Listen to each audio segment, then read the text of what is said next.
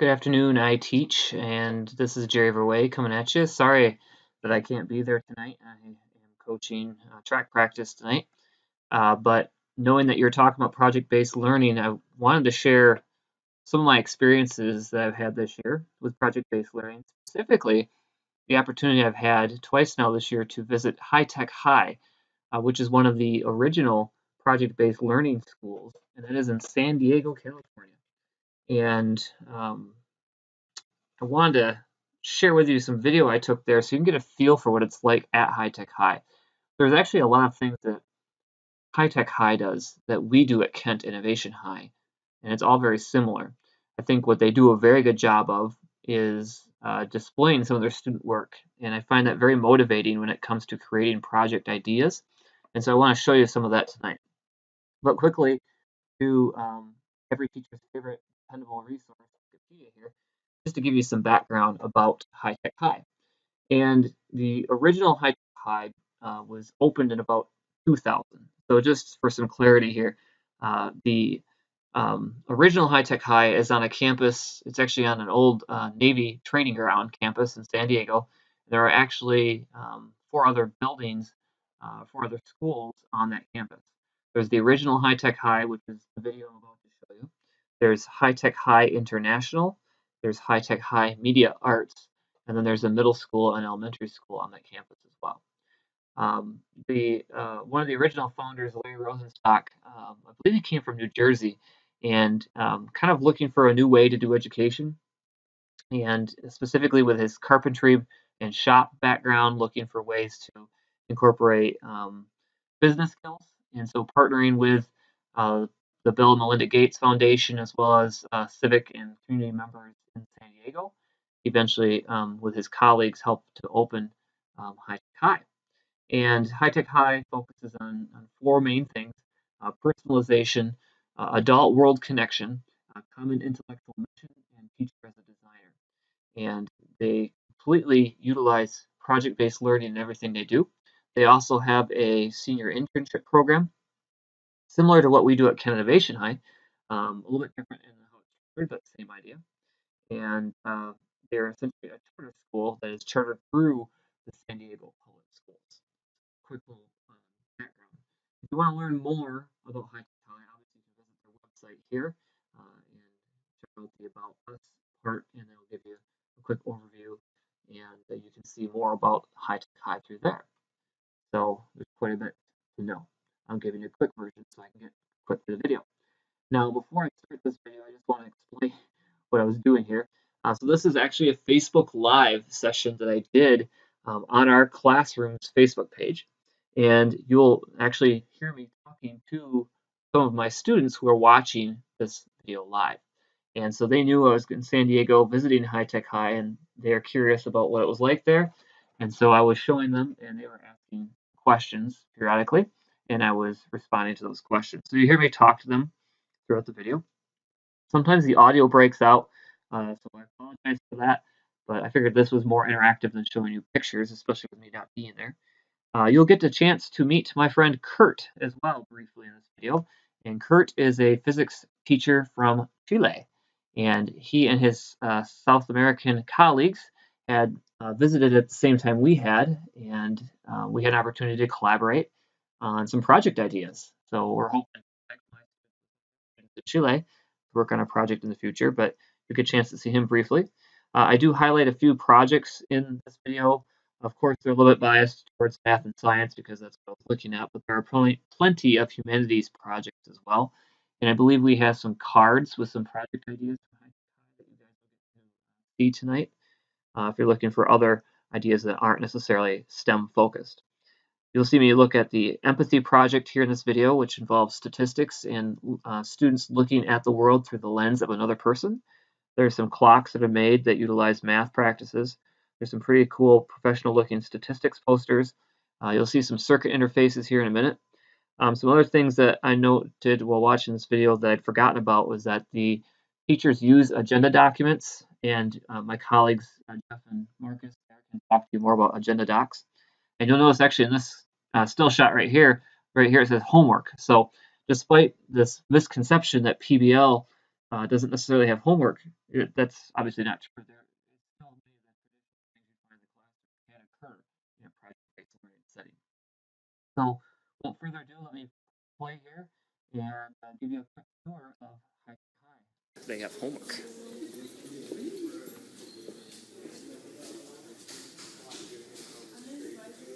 This is their robotics class. Some of the robots out here. Looks like they are in FIRST Robotics, which I know a number of you are in your home schools.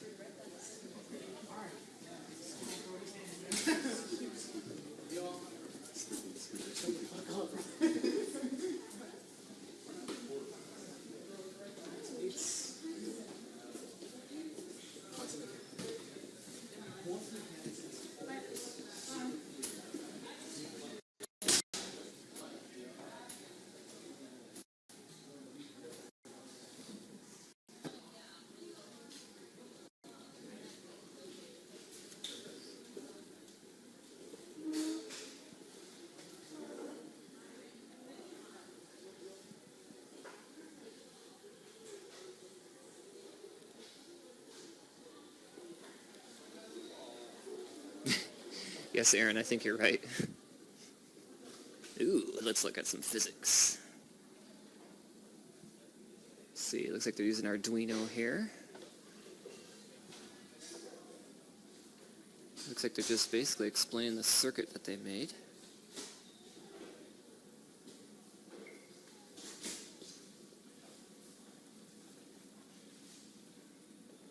Huh. Some pictures kind of illustrating the steps of the project they're working on. Ooh, check these out.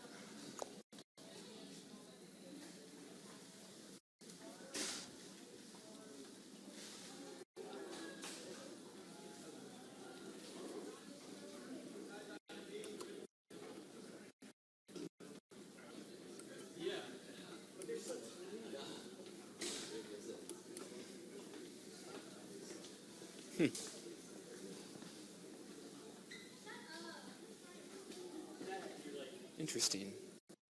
It's asking me questions. And it's giving me choices of buttons to push to answer or not.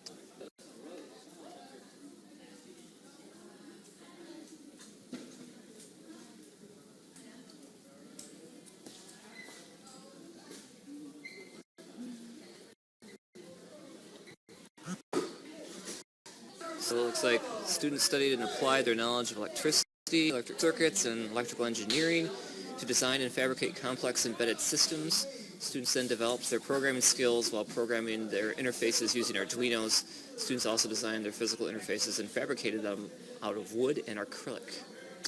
Good stuff. Ooh. I don't know what that is, but it's a cool color blue.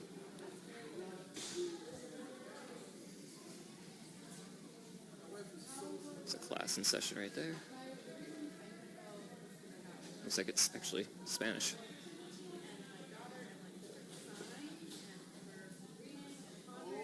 Go back this way.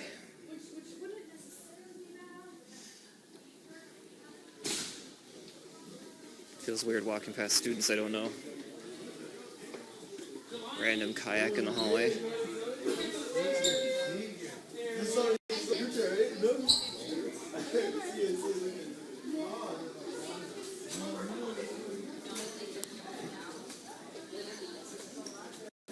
Holy cow, they got a lot of trophies in there for FIRST Robotics. This is a biology biotechnology lab. Interesting combination.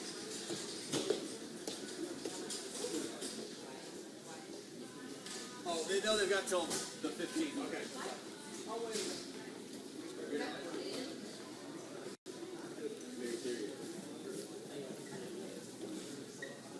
I talk the whole entire time.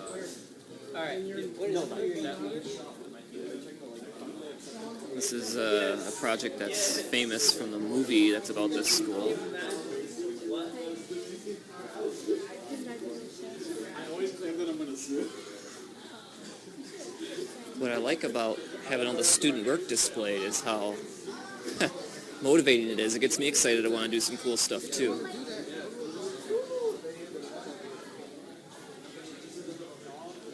Please spin slowly.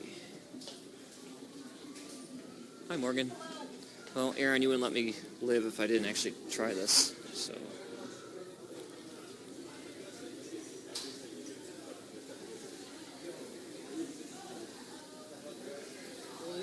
Wow. A lot of resistance there. Goes all the way up to the ceiling. Friction. That friction equation looks familiar from the Farmer DJ project. Yes, I told you, Aaron. I knew you well enough.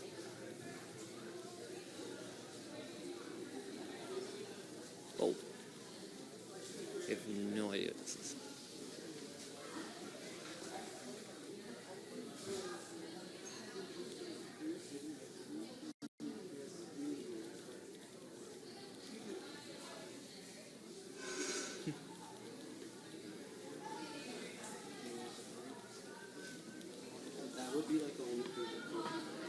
I said Aaron Franz wouldn't let me live if I didn't actually try that, and he said, got that right.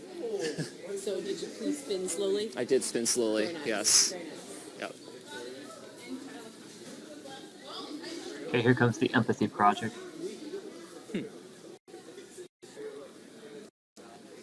Empathy, because you can't spell empathy without math.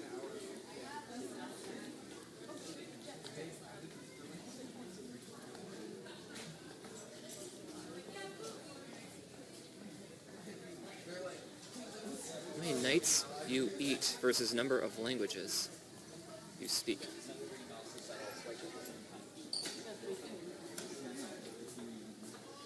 I like how they've taken what would be sort of a paper product, hi, I'm Scott, and have basically framed it to make it displayable.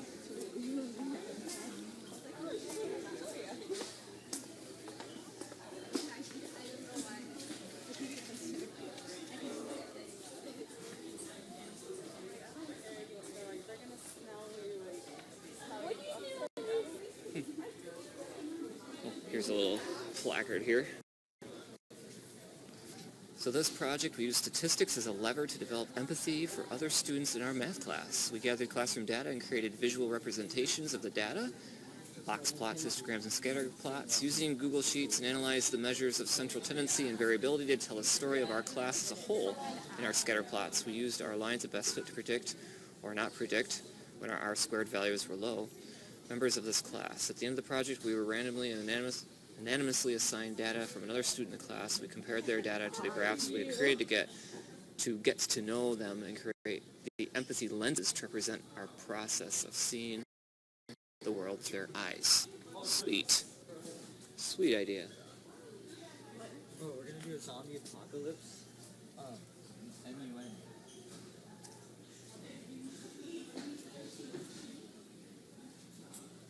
Go back over here now.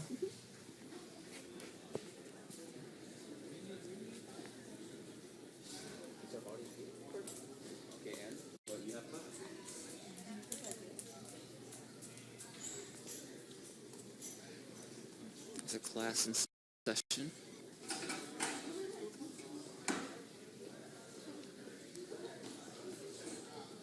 It's the art room. A lot of diffraction going on up there. Yeah, Aaron, I agree. It sounds like a great one.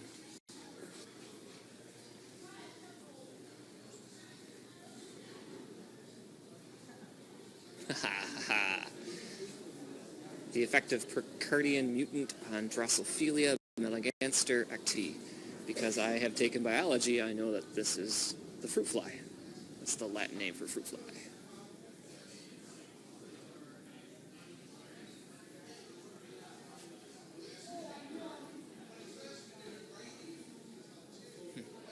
We have here the walkway. Excuse me. Bridge across the Great Ruins. Stairway to Nowhere project.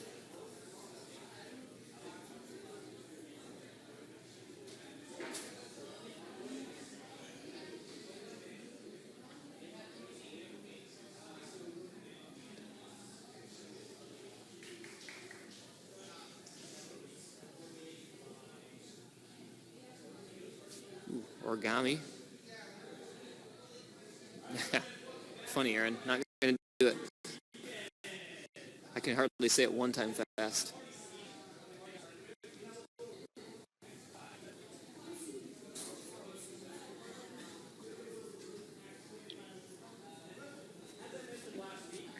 Don't see that every day, do you? No. It's pretty awesome. Yeah, I'm not so sure. So my students are watching. This is my friend Kurt, and Kurt teaches in Chile. Actually, he's physics, so he's good people. So.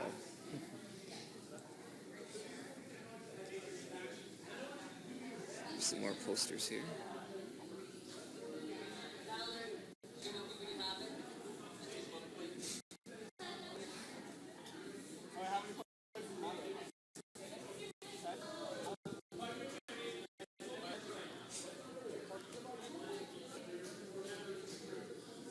So Kurt's point was that, yeah, it's cool that they have computers up there up on top of that wood structure, but not sure what the point of the structure is. I'm sure there is. All right, Mr. DJ would love this.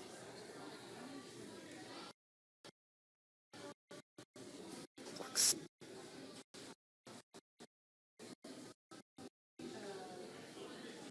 Clocks.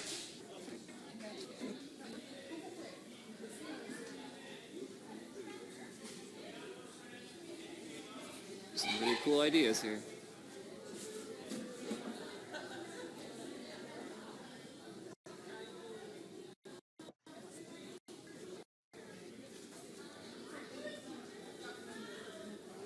So in this project, students explored modern labor struggles and industrial era history, technological development in wartime, learning space and workplace progressive design, and mathematical modeling, all with a focus on humans' relationship to technology and our need to reconnect with ourselves. I guess that must have been this project here. Pardon me?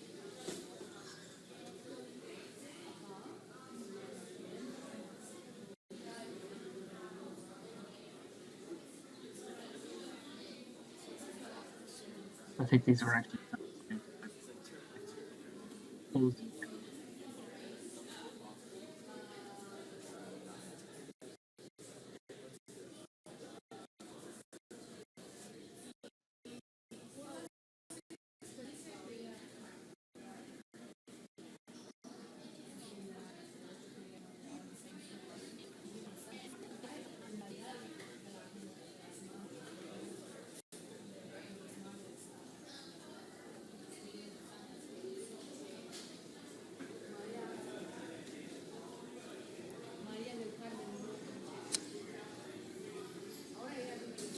Timber, which were you referring to? I just saw you said those are really cool. I would guess maybe you're talking about the clocks.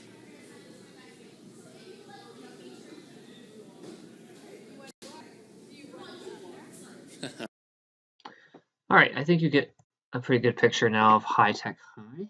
And I guess if you have more questions about High Tech High, check out the website here. But really what's kind of cool is looking at some of the project ideas that they have online there. So